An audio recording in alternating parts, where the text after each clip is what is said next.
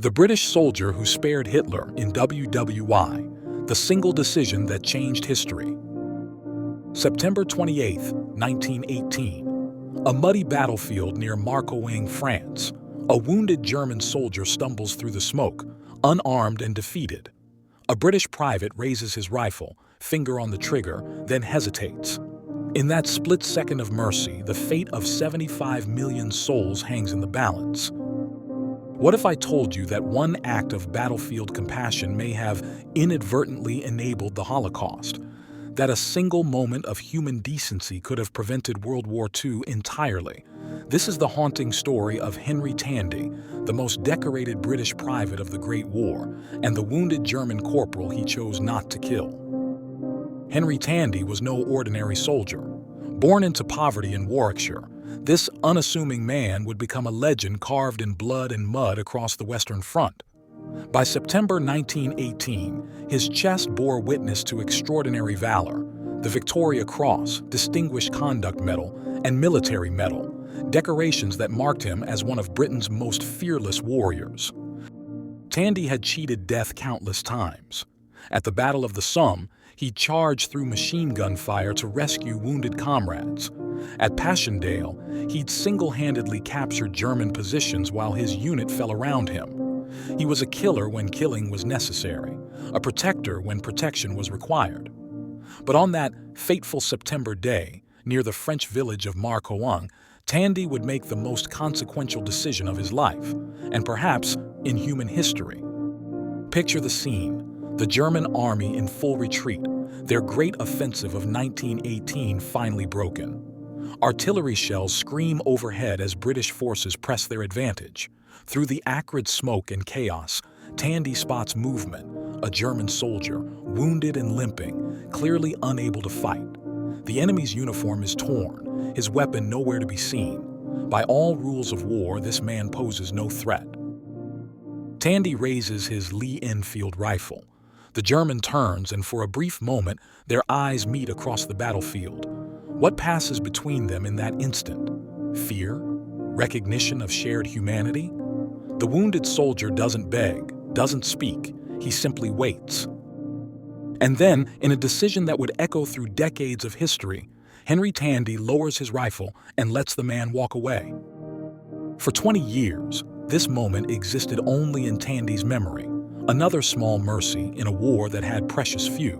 But in 1938, everything changed.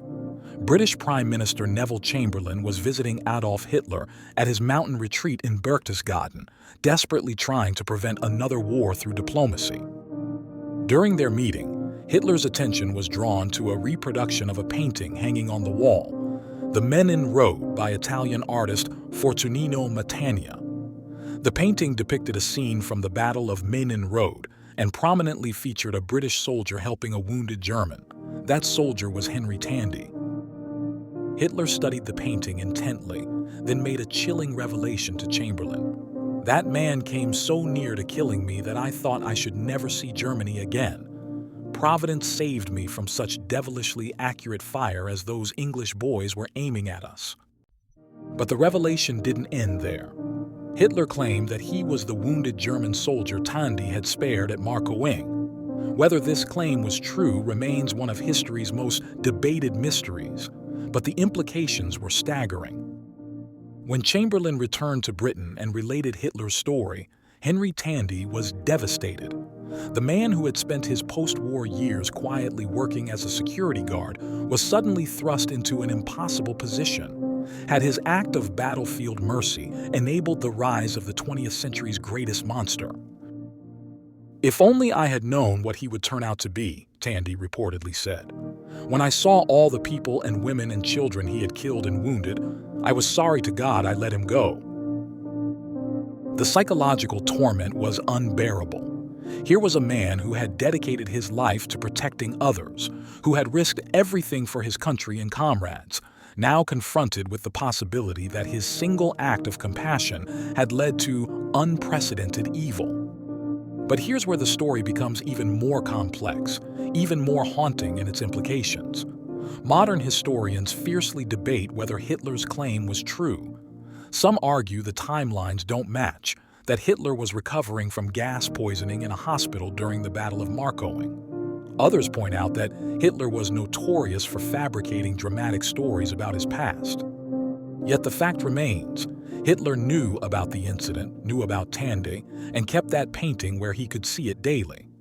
Whether he was the actual soldier or not, the story clearly held deep significance for the future Führer. Perhaps it represented something even more sinister, a twisted validation of his belief in destiny, in providence guiding his path to power. Consider the staggering mathematics of mercy. If Tandy had pulled that trigger, World War II might never have happened. The Holocaust, the systematic murder of 6 million Jews and millions of others, could have been prevented. The atomic bombs might never have fallen on Hiroshima and Nagasaki. Stalin's purges might have taken a different form.